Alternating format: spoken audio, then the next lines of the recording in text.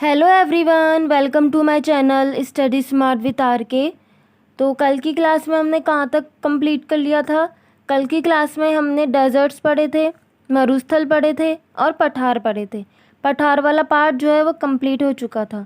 अब हम आज की क्लास में जो है कोस्टल प्लेन्स पढ़ेंगे, तटवर्ती मैदानी प्रदेश और आइलैंड ग्रुप्स द्वीपों के बारे में पढ़ेंगे। और जो भौतिक प्रदेश वाला पार्ट है वो आज कंप्लीट हो जाएगा। कल की क्लास से हम नया नेक्स्ट टॉपिक जो है वो स्टार्ट करेंगे। तो चलिए स्टार्ट करते हैं। हम पढ़ते हैं तटवर्ती मैदानी प्रदेशों के बारे में। तो स्टार्ट करने से पहले यदि आपको वीडियो अच्छा लगे तो प्लीज़ वीडियो को लाइक, शेयर और सब्सक्राइब ज़रूर करिए। तो जो तटवर्ती मैदान है वो दो भागों में बटा हुआ है, ईस्टर्न घाट्स और वेस्टर्न घाट्स, पूर्वी घाट और पश्चिमी घाट। ठीक है, पूर्वी घाट कौन सा है? जो ये बाउंड्री वाला एरिया है ये है पूर्वी घाट और ये है पश्चिमी घाट। ठीक है, ये जो पश्चिमी घाट है वो थोड़ा सा ऊंचा है और जो पतला है मतलब सकड़ा है, ये जो पश्चिमी घाट है थोड़ा सा ऊंचा है और थोड़ा सा सकड़ा है। और ये जो है ना, ये थोड़ा सा मतलब इसकी चौड़ाई ज़्यादा है इस वाले घाट की। पूर्वी घाट की जो है चौड़ाई थोड़ी ज़्यादा है, इसकी थोड़ी सी कम है। तो वेस्टर्न घाट में जो है ये कहाँ से कहाँ तक है? कच्छ से कन्याकुमारी तक। ठीक है, ये जो वेस्टर्न घाट है वो कहाँ से कहाँ तक है? कच्छ से कन्याकुमारी तक। अब वेस्टर्न घाट के बारे में देखें तो इसे गुजरात में अलग नाम से बोलते हैं, महाराष्ट्र गोवा में अलग नाम से बोलते हैं, कर्नाटक में अलग नाम से बोलते हैं और केरल में जो है अलग नाम से बोलते हैं। तो गुजरात में जो है वेस्टर्न घाट्स को क्या बोलते हैं? काठियावाड़ बोलते हैं। क्या बोलते हैं?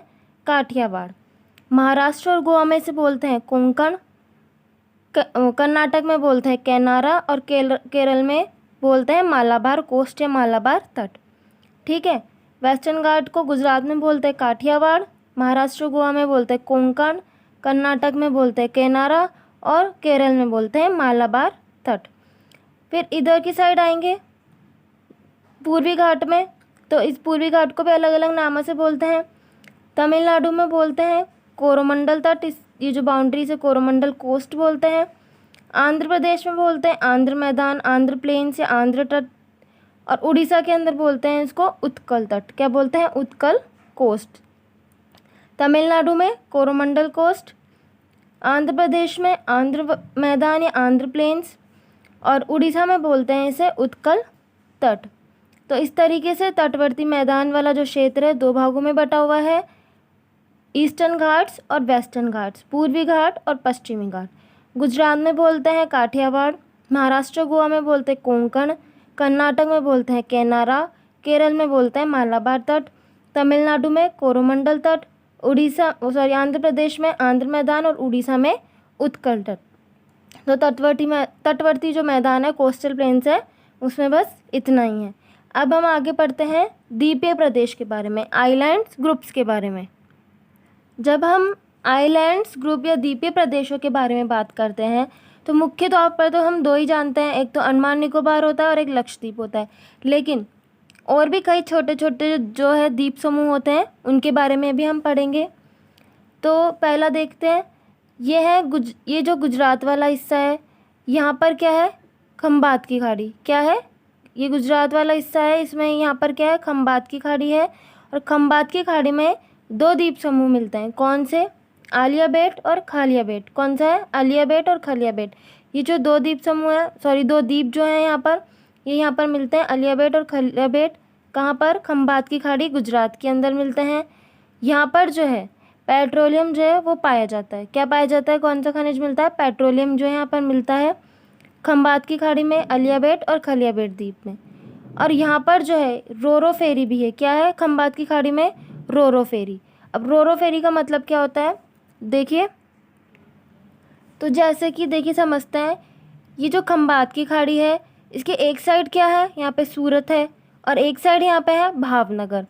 तो जैसे कोई भी सामान अगर सूरत से भावनगर या भावनगर से सूरत लेकर जाना होता है तो उसे एक जो पानी का जहाज़ होता है उसके अंदर उस सामान को लोड कर दिया जाता है, या जैसे ट्रक है तो उस ट्रक को भी उसके अंदर ले जाया जा सकता है, जिससे क्या होता है वो मतलब कहीं भी अपन को सामान ले जाना होता है तो वो इजीली जा सकता है। एक तो अपन बाय रोड जाएंगे तो उसमें टाइम भी ज़्यादा खर्च होगा और ख़र्चा भी ज़्यादा होगा।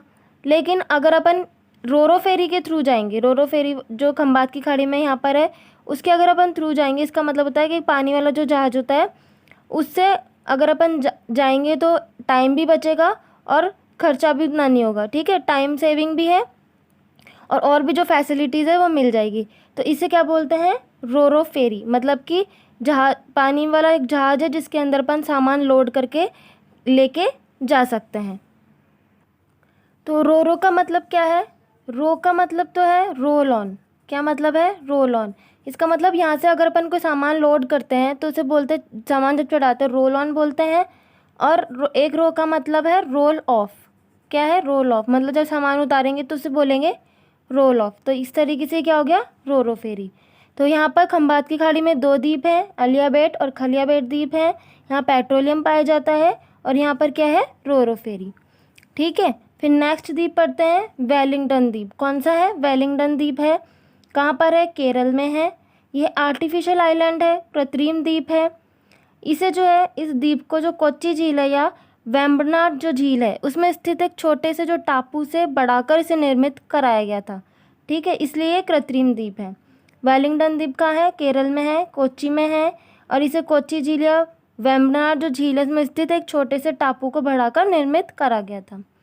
नेक्स्ट देखते हैं पंबन आइलैंड, पंबन द्वीप, जो कि रामेश्वरम के पास है। कहाँ पर है, तमिलनाडु के अंदर।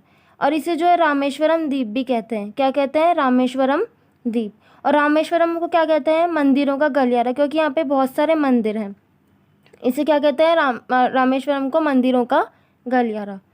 फिर नेक्स्ट देखते हैं, फिर है श्रीहरिकोटा द्वीप, श्रीहरिकोटा आइलैंड, जो कि आंध्र प्रदेश और जो तमिलनाडु है उसकी सीमा पर है। कहाँ पर है, आंध्र प्रदेश और तमिलनाडु की सीमा पर जो पुलिकट झील है, कौन सी झील है, पुलिकट झील है, उसी के पास कौन सा है, श्रीहरिकोटा द्वीप। फिर नेक्स्ट है व्हीलर द्वीप, जो कि उड़ीसा में है। इसका नया नाम क्या कर दिया गया है, डॉक्टर APJ अब्दुल कलाम द्वीप। इनके नाम पर जो है इस व्हीलर द्वीप का नाम क्या कर दिया गया है, डॉक्टर APJ अब्दुल कलाम द्वीप। और ये कहाँ पर है, उड़ीसा के अंदर है। कहाँ पर है, उड़ीसा में। तो ये अपने कुछ छोटे छोटे द्वीप हो गए। अब हम पढ़ते हैं लक्षद्वीप। किसके बारे में पढ़ेंगे, लक्षद्वीप के बारे में। तो जो लक्षद्वीप है वो 36 द्वीपों का समूह है, ग्रुप ऑफ 36 आइलैंड। इसमें कितने द्वीप हैं, 36 द्वीप हैं, 36 आइलैंड्स हैं। इसकी राजधानी क्या है, कवरत्ती इसकी राजधानी है। और ये जो है मिनिकॉय द्वीप भी जो इसी का हिस्सा है। तो देखिए एक बार, ये है पूरा लक्षद्वीप है, इसकी राजधानी क्या है, कावरत्ती। लेकिन जो मिनिकॉय द्वीप है इससे थोड़ा सा दूर है, लेकिन ये है किसका हिस्सा, लक्षद्वीप का हिस्सा है। तो मिनिकॉय और जो कावरत्ती के बीच में कौन सी एक अक्षांश है, 9 डिग्री अक्षांश है, ठीक है। और मिनिकॉय के नीचे कौन सा है, मालदीव्स है। मालदीव्स और मिनिकॉय के बीच कौन सा है, 8 डिग्री अक्षांश। कौन सा है, 8 डिग्री अक्षांश। इतना समझ में आया कि जो मिनिकॉय द्वीप है वो भी लक्षद्वीप का ही हिस्सा है। और मिनिकॉय और कावरत्ती के बीच में जो है 9 डिग्री अक्षांश रेखा है। और मालदीव और मिनिकॉय के बीच है 8 डिग्री अक्षांश रेखा। और लक्षद्वीप क्या है, 36 द्वीपों का समूह है, राजधानी है कावरत्ती, ठीक है। उम्मीद है आपको इतना समझ में आया होगा। अब नेक्स्ट हम पढ़ते हैं अंडमान निकोबार द्वीप के बारे में। किसके बारे में, अंडमान निकोबार द्वीप, ठीक है। इसमें कितने द्वीप हैं, इसमें 572 द्वीप हैं, 572 आइलैंड्स जो हैं इसके अंदर हैं। बहुत सारे आइलैंड्स हैं लेकिन अपन कुछ ही पढ़ेंगे, मेन जो है। एक तो है उत्तरी अंडमान, ये कौन सा है, उत्तरी अंडमान द्वीप है, ये सबसे ऊंचा द्वीप है। और यहाँ पे क्या है, सैडल पीक पहाड़ी है। कौन सी पहाड़ी है, सैडल पीक पहाड़ी। फिर आता है मध्य अंडमान, ये भारत का सबसे बड़ा द्वीप है। मध्य अंडमान जो है वो भारत का सबसे बड़ा द्वीप है। अंडमान निकोबार में ये है उत्तरी अंडमान, ये है मध्य अंडमान। उत्तरी अंडमान सबसे ऊंचा है, सैडल पीक पहाड़ी है। मध्य अंडमान ये भारत का सबसे बड़ा द्वीप है। फिर है दक्षिणी अंडमान, कौन सा है, दक्षिणी अंडमान, पोर्ट ब्लेयर है। और अंडमान निकोबार की राजधानी भी क्या है, पोर्ट ब्लेयर है। फिर है लिटिल अंडमान, कौन सा है, लिटिल अंडमान है। इस तरीके से अंडमान में ही 4 द्वीप हो गए हैं, उत्तरी अंडमान, मध्य अंडमान, पोर्ट ब्लेयर और लिटिल अंडमान। फिर निकोबार में 2 हैं, कार निकोबार और एक ग्रेट निकोबार। कौन सा है, कार निकोबार और एक ग्रेट निकोबार, ठीक है। इस तरीके से अंडमान निकोबार में कुछ मेन जो है वो हो गए, बाकी ऐसे तो बहुत सारे हैं। सारे तो नहीं पढ़ेंगे, ये कुछ इंपॉर्टेंट है। ठीक है, अब जनजाति की बात करें तो अंडमान निकोबार में फेमस जनजाति कौन सी है? अगर अपन फेमस जनजाति की बात करें तो ये शोम्पेन। कौन सी है? शोम्पेन। और सबसे खतरनाक जो जनजाति है वो कौन सी है? सेंटिनलीज। कौन सी है? सेंटिनलीज जो है वो सबसे खतरनाक जनजाति है। और पुरानी जनजाति की बात करें तो कौन सी है? जारवा। सबसे पुरानी जनजाति कौन सी है? जारवा है। और सबसे खतरनाक है सेंटिनलीज। और सबसे फेमस कौन है? शोम्पेन। फिर है ये जो अंडमान निकोबार है वो हिमालय पर्वत का हिस्सा है। कौन से पर्वत का हिस्सा है? हिमालय पर्वत का हिस्सा है। और हिमालय पर्वत में भी किसका हिस्सा है? शिवालिका का हिस्सा है। ठीक है, फिर लिटिल अंडमान और जो दक्षिणी अंडमान है, कौन सा है? लिटिल अंडमान और जो दक्षिणी अंडमान है उसके बीच में दक्कन पास है। क्या है? दक्कन पास। लिटिल अंडमान और दक्षिणी अंडमान के बीच में कौन सा है? दक्कन पास है। और अंडमान और निकोबार के बीच में जो है 10 डिग्री चैनल है। कौन सा डिग्री चैनल है? 10 डिग्री चैनल। तो एक बार वापस देख लेते हैं। अंडमान निकोबार जो है वो 572 द्वीप हैं इसके अंदर। उत्तरी अंडमान है सबसे ऊंचा, मध्य यहाँ पर सैडल पीक की पहाड़ी है। मध्य अंडमान है भारत का सबसे बड़ा द्वीप है। फिर है पोर्ट ब्लेयर। दक्षिणी अंडमान, इसकी राजधानी भी अंडमान निकोबार की पोर्ट ब्लेयर है। लिटिल अंडमान है, कार निकोबार है, ग्रेट निकोबार है। फेमस जनजाति शोम्पेन है। डेंजरस जनजाति है सेंटिनलीज है। पुरानी जनजाति जारवा है। और हिमालय पर्वत का हिस्सा है, इसमें भी शिवालिका का हिस्सा है। और लिटिल अंडमान और दक्षिण अंडमान के बीच दक्कन का पास है। और अंडमान निकोबार के बीच में है 10 डिग्री चैनल। और यहीं क्या है? 2 ज्वालामुखी भी है। कौन से? एक तो बैरन ज्वालामुखी है और एक नारकोंडम ज्वालामुखी। 2 ज्वालामुखी भी है यहाँ पे, बैरन और नारकोंडम। ठीक है, तो ये है अपना अंडमान निकोबार कंप्लीट हुआ है।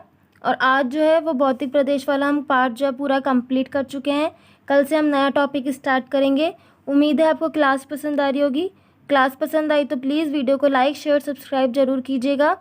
और इसकी जो नोट्स हैं आपको मेरे टेलीग्राम चैनल पर मिल जाएंगे। Thank you for watching.